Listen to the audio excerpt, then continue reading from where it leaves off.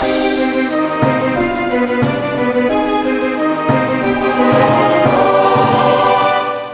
everybody, it's vanburman here. Welcome back to another video. Today I'm going to be doing my review for Biomutant, a game that I previously did a live stream playthrough on the channel. One that took me a little bit of time to complete. I wanted to take my time really with the main story. I didn't cover all aspects of all of the side quests and bounties and what have you, but I did play more than enough of it, I think, to give a pretty good overall review of my experience with it.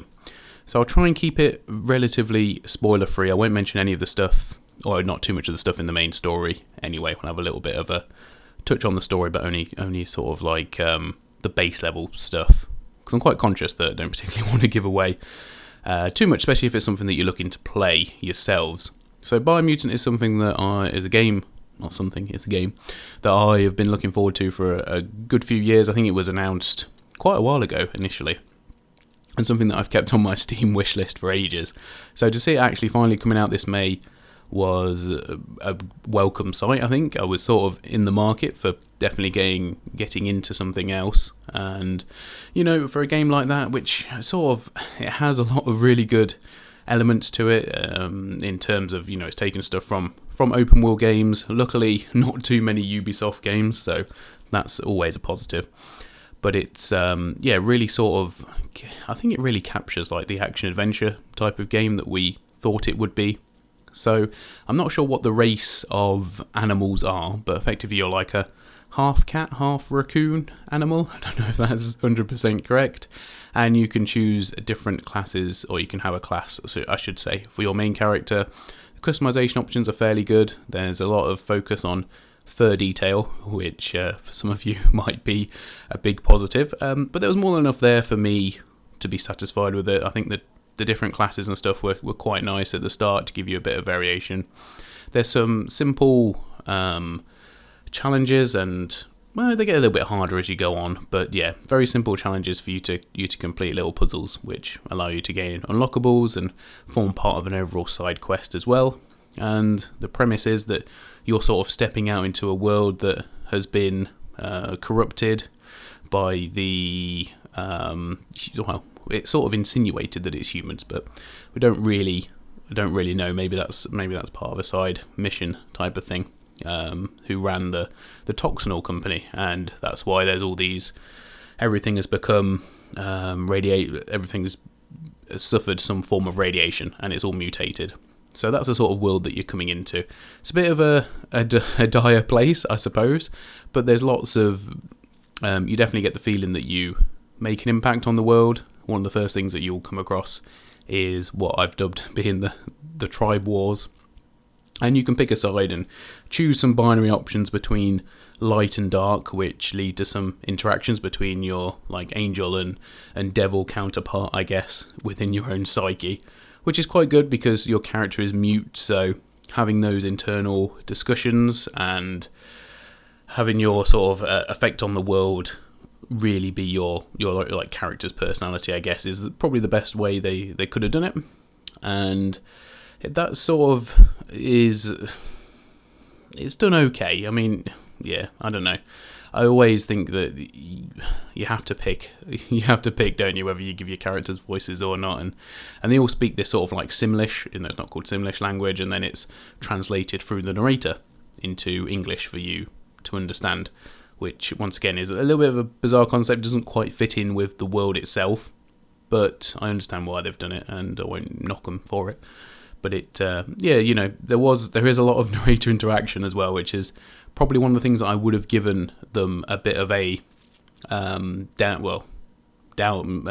them down, for, because the narrator can be quite overzealous when he pops up, and they actually introduced the new feature within the options where you can turn down the frequency of when the narrator kicks in, just like in the general world and stuff, because otherwise he can be a bit annoying, but maybe you like the guy's voice, in which case feel free to turn that up.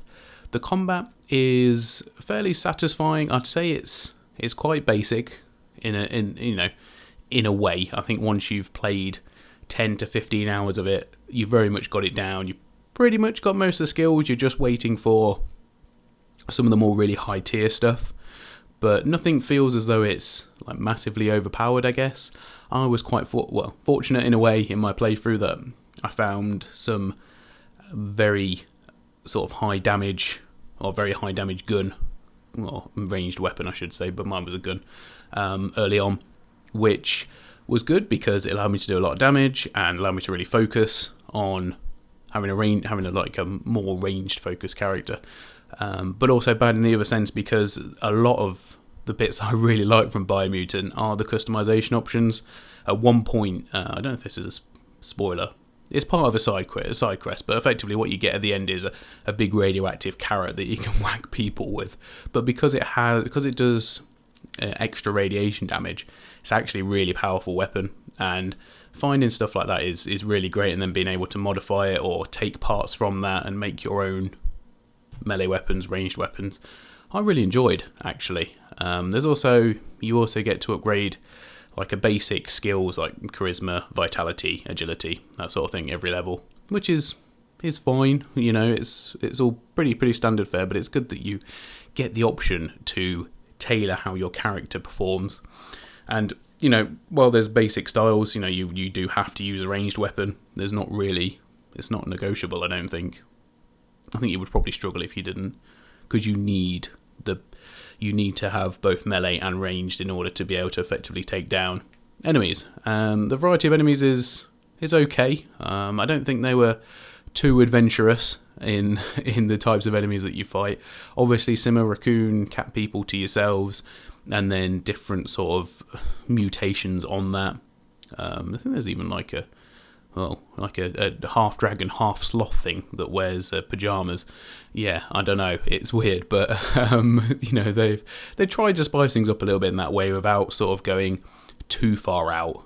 And then of course there's a big giant shell monster, but you know, other than that, everything is pretty much believable. I would say on the whole, believable for a fantasy game, but you know, it all feels they all feel as though they're from the same world, and it feels very coherent, which I do like and I appreciate. I'd say that the fact that the language isn't in English and the narrator translates there's a bit of a barrier there between you and the world, which is a bit of a shame because there's lots of like good dialogue, interesting characters. You know, they have obviously loads of side quests, and within the main quest you do interact with like several key characters from your character's past, which you know is sort of the theme of the story, learning from your past and taking it into the future, and that's, you know, from like the world's perspective as well. But effectively you either have to save the Tree of Life, which is dubbed as, or you can destroy it effectively. And I think my opinion on it, having played it, is that tree is more symbolic of how you perform in the world rather than it being a straight life or death situation. But you know, it does touch on some interesting aspects. There's a few sort of curveballs thrown in as well, which were really unexpected. So yeah, I don't really want to say too much more on that, but yeah, left me intrigued at one point. I think when I was sort of maybe getting, you know, the sort of third quarter fatigue, which happens a lot, which happens in more longer games, shall we say, you know, then yeah, it did keep me wanting to play. So in terms of, and that brings me on to another point actually, we can go forward onto, that is in terms of length. I reckon it's probably, the average player will put in between 40 and 60 hours quite easily, up to sort of 80, I reckon, if you wanted to do everything, or almost everything, and especially if you want to get involved in the full scale of the tribe wars and that sort of thing. But, you know, at that point you are really doing a lot of monotonous stuff, I think. I was sort of probably at the limit, about 45-ish hours, I think, in total. So, yeah, but, you know, by all means, a fairly lengthy game. I didn't really engage in too much side missions. I think I probably took my time a little bit at the start, getting to learn the game. That's probably the bit where I find it the most fun, though, to be honest. And overall, I must say, I don't really get to say this very often, but I think the game lived up to what it was billed as. I'm not disappointed. I'm really happy with it, and I think probably it's better than I thought it might be. I think my main criticisms are that outside of like the early stuff, the cutscenes are pretty janky. There's some abrupt endings to, you know, little scenarios and stuff within the game. It doesn't, a lot of the time, it doesn't make sense. It doesn't branch correctly. It's almost like they needed like another month to get that stuff really down and working properly. And that, you know, it's sort of like it's a double A game rather than a triple A game, I guess. Even, you know, although we could have the argument about whether that's a good thing or not, but it's just lacking that little bit of polish there. But, you know, other than that, it's really good. It really, you know, really worth playing, I think, especially if you look at the game or looked at the trailers or looked at any of the footage and thought, you know, that might be for me, because I don't think they've disappointed. It's just a shame because I don't feel as though it's not that far from being a 10 out of 10 game, really. Everything is pretty solid. Yeah, it's just, I don't know, it's disappointing. I think like, in a world where we've got Ghost of Tsushima, you know, that sort of ilk of game, which probably, even though I've not played, I've seen other people play it, I've seen other reviews and stuff, and, you know, I reckon that's probably, what, a 9.5 out of 10. I think, you know, outside of it needing a little, probably, I'm talking about Ghost of Tsushima now, but well, it needing maybe a little bit more innovation or something, or a little bit less monotonous side quests, I think would probably be the thing for me on that one. Other than that, you know, it's pretty much perfect game. So it's difficult really it's a shame that it's not the equivalent of that for this world, because it's so close. And I think on that, you know, the general rule, or my scoring metric, if you like, is going to be an 8.5 for Biomutant. I really struggled, because for a long time I thought it was an 8, and I still probably do think it's an 8. However, we have to like give it a comparison to other games in its field, and you know what? It actually does a lot better than a lot of the other games out there. And I know this is going to sound weird because I can't really back it up with any science or facts because it's just a feeling, but playing Biomutant reminds me of when I first played Beyond Good and Evil.